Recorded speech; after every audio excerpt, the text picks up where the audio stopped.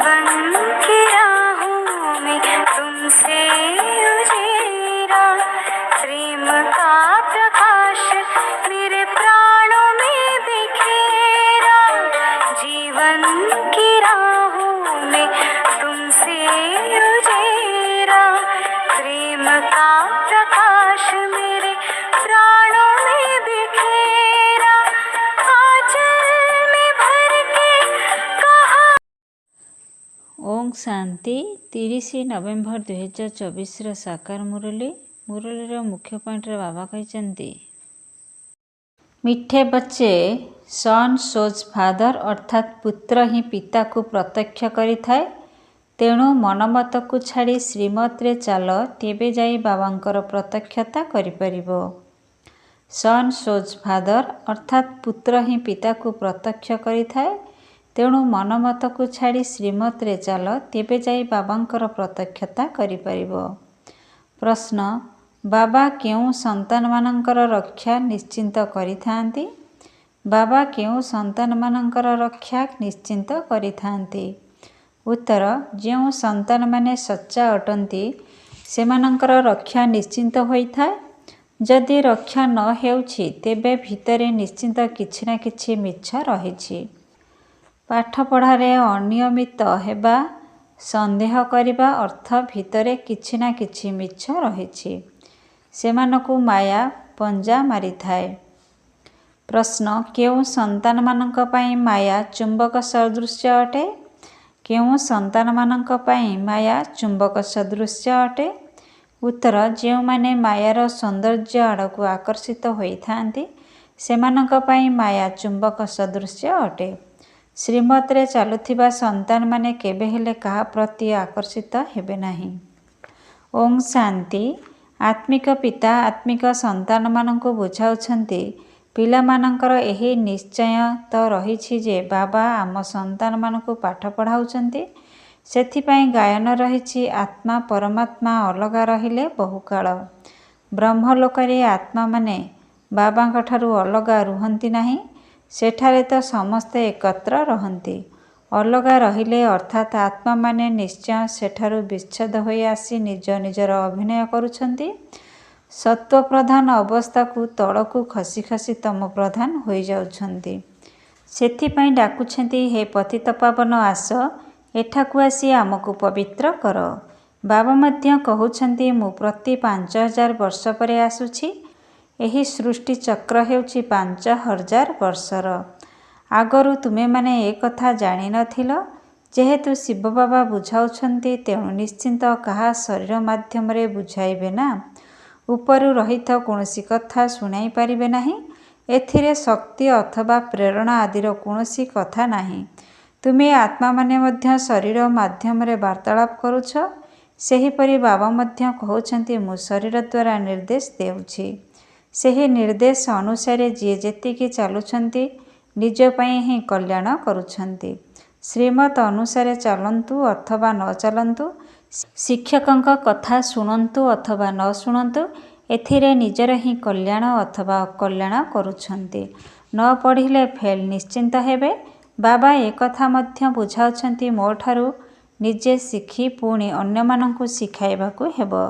Father shows सन, एहा कोनोसी शारीरिक पितांकर कथा नुहे। ये हेले आत्मार पिता।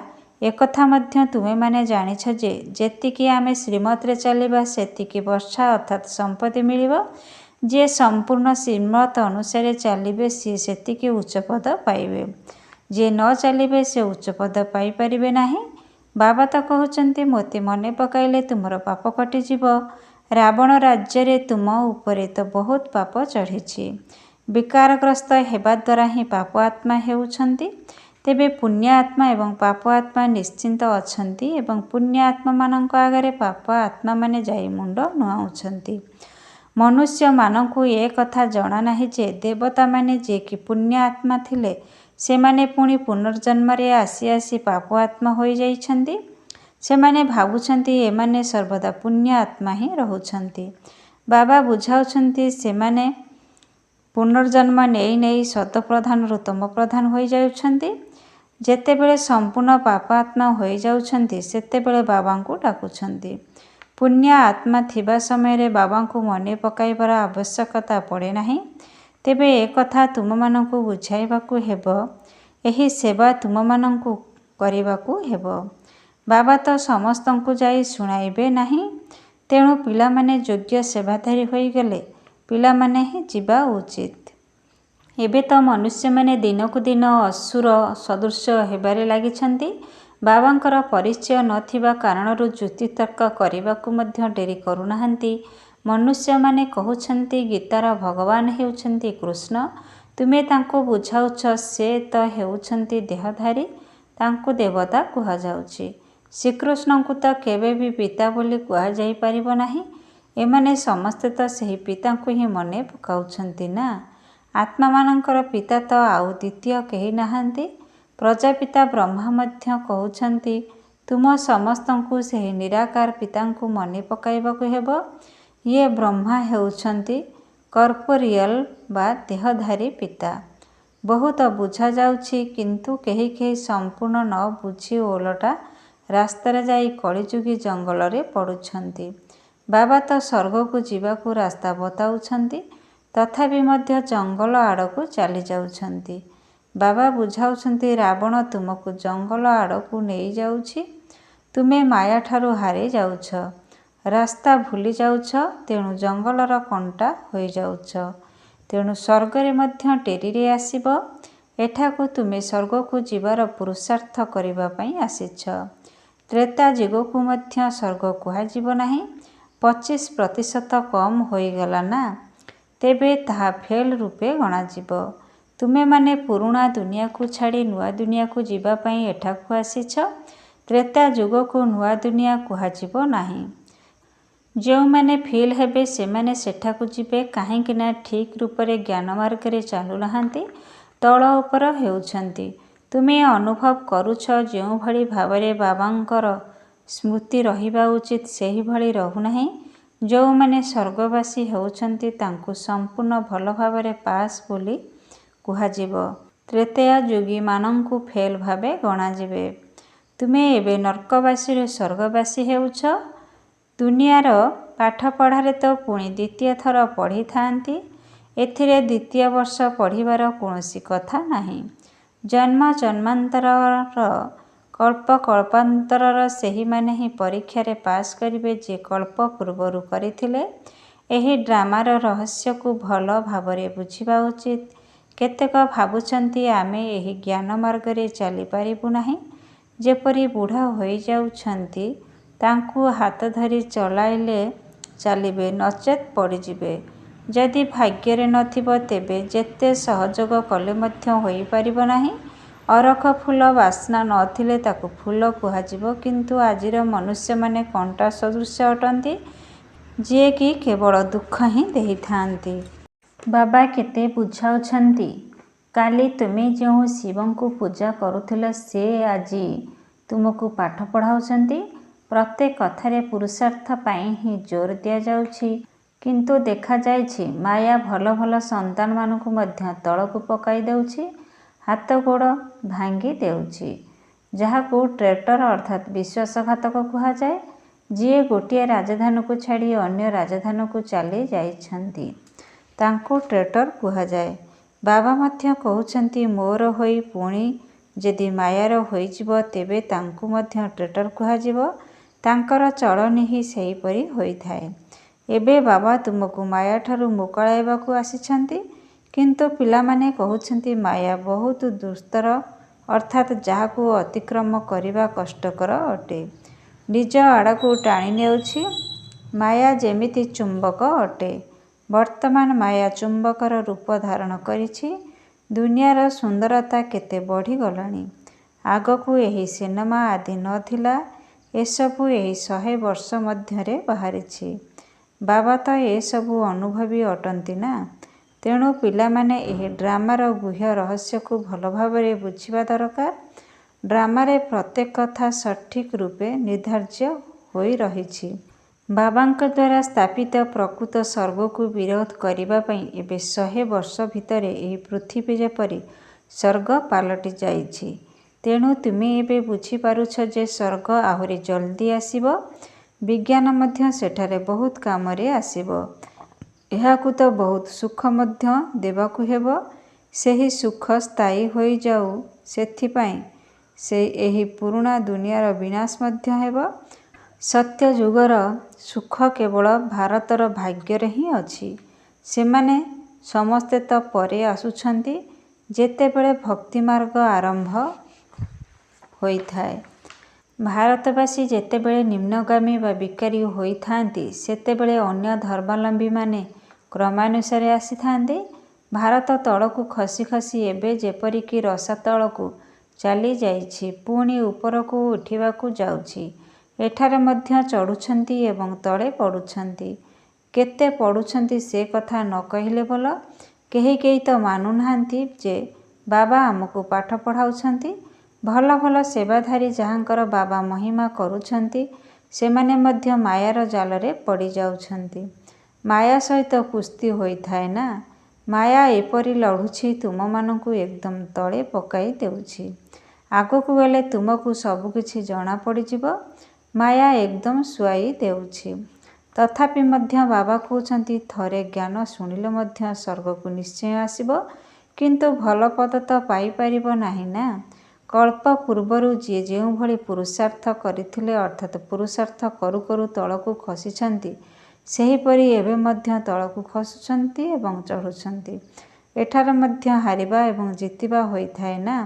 ତେବେ ସବୁକିଛି ଯୋଗ ଉପରେ ନିର୍ଭର କରୁଛି। ପିଲାମାନଙ୍କୁ ଏବେ ଅସରନ୍ତି ସମ୍ପତ୍ତି ମିଳୁଛି। ବର୍ତ୍ତମାନ ଦୁନିଆରେ ମନୁଷ୍ୟମାନେ ଲକ୍ଷ ଲକ୍ଷ ଟଙ୍କାର ସମ୍ପତ୍ତି ହରାଇ ଦେବାଳିଆ ହୋଇ ଯାଉଛନ୍ତି। କେହି କେହି ତ ଲକ୍ଷ ଲକ୍ଷ ଟଙ୍କାର ମାଲିକ ହେଉଛନ୍ତି, ତାହା ମଧ୍ୟ ଗୋଟିଏ ଜନ୍ମ ପାଇଁ। ପରବର୍ତ୍ତୀ ଜନ୍ମରେ ସେହି ଧନ ରହିବ ନାହିଁ।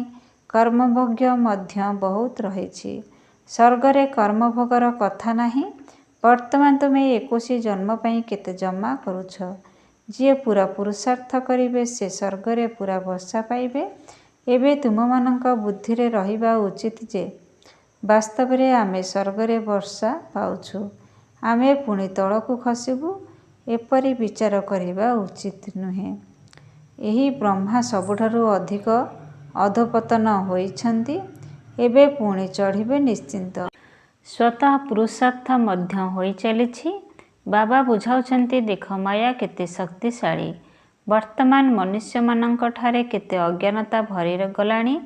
ଅଜ୍ଞାନତା କାରଣରୁ ବାବାଙ୍କୁ ମଧ୍ୟ ସର୍ବବ୍ୟାପୀ କହି ଦେଉଛନ୍ତି। ଭାରତ ଦିନେ କେତେ ଫାଷ୍ଟକ୍ଲାସ ଥିଲା।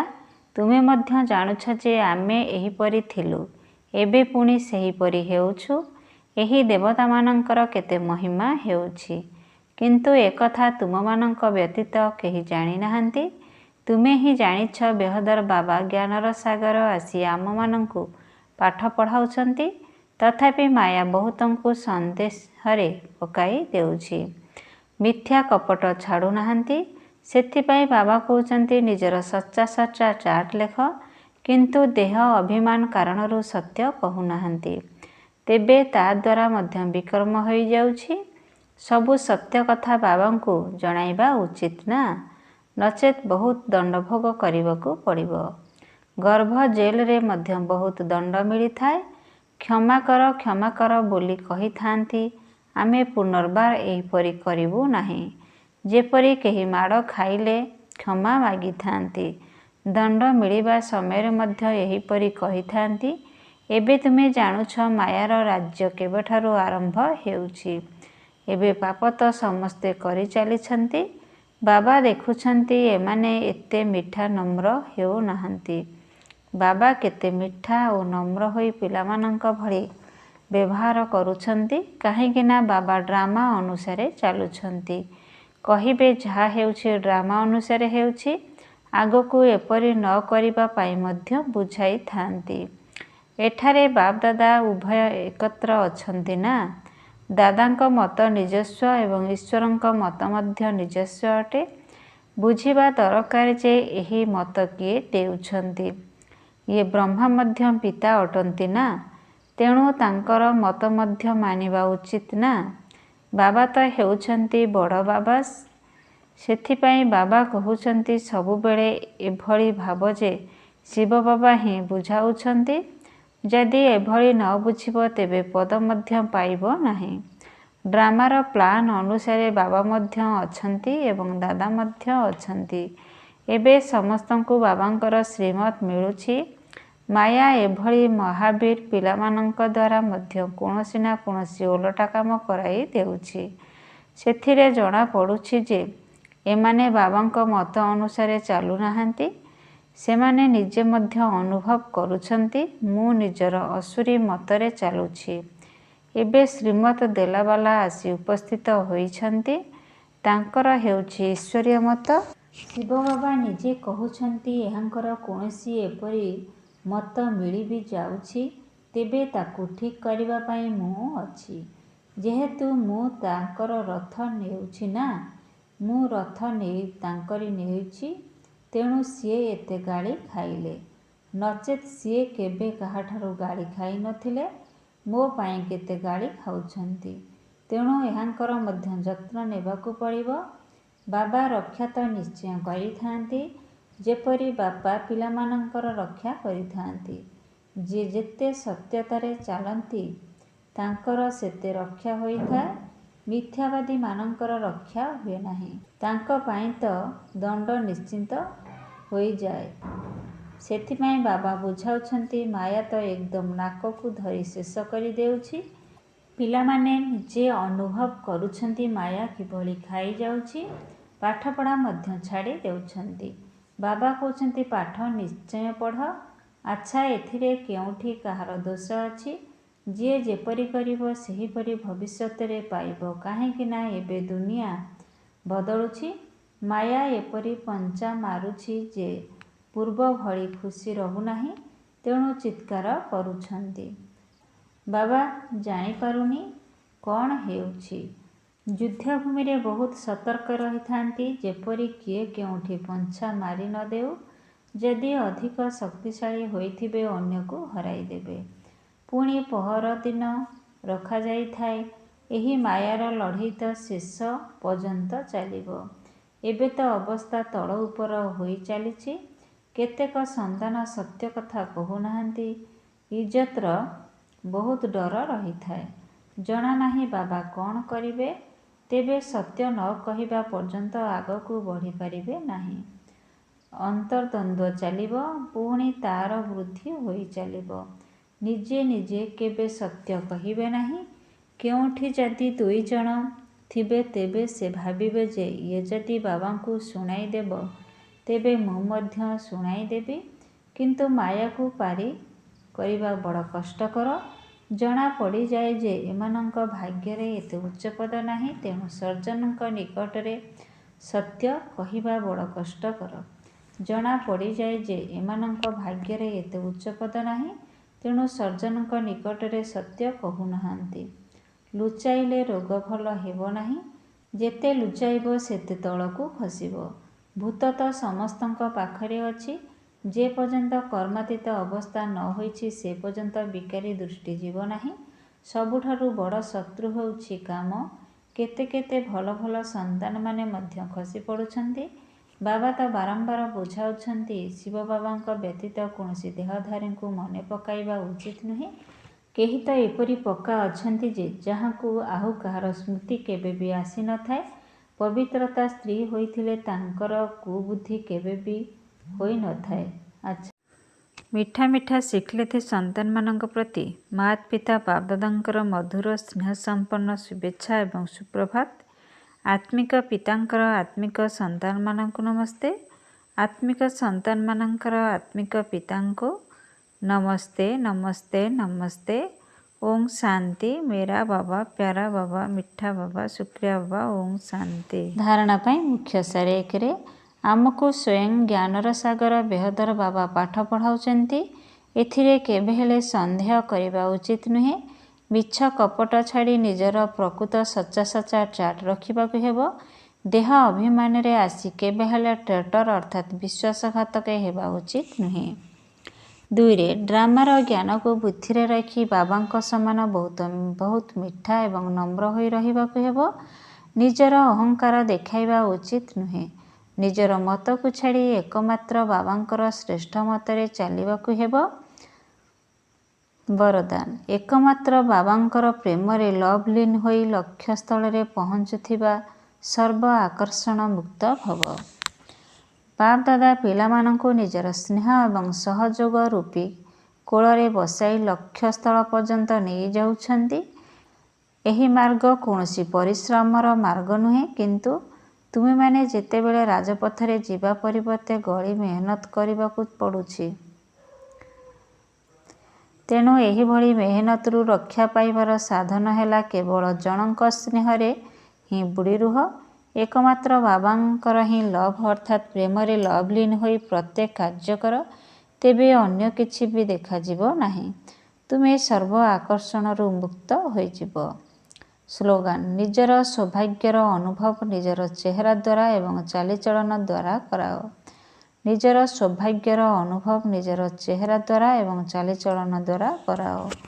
ଓଁ ଶାନ୍ତି, ଓଁ ଶାନ୍ତି, ଓଁ ଶାନ୍ତି।